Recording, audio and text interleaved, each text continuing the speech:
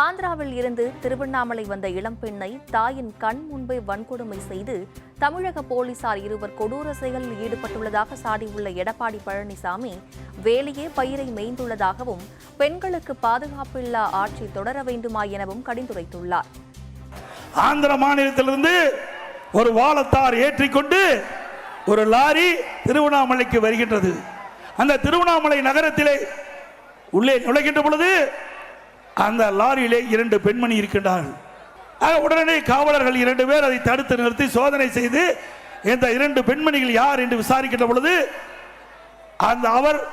அந்த lorry driver குறிப்பிடுகிறார், நாங்க வாழத்தாரை ஏற்றிக்கொண்டு திருவண்ணாமலைக்கு வந்திருக்கின்றேன், அதோடு சாமி தரிசனம் செய்ய என் குடும்பத்தைச் சேர்ந்த அக்கா மகளும் அழைத்து வந்திருக்கிறேன் என்று குறிப்பிடுகிறார்.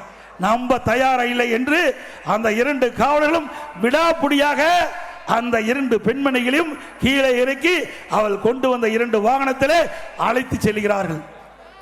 மக்கள் நடமாட்டம் இல்லாத பகுதியை பார்த்து அந்த தாயின் கண்ணெதிரே அவருடைய மகளை கற்பழித்திருக்கின்றார்கள்.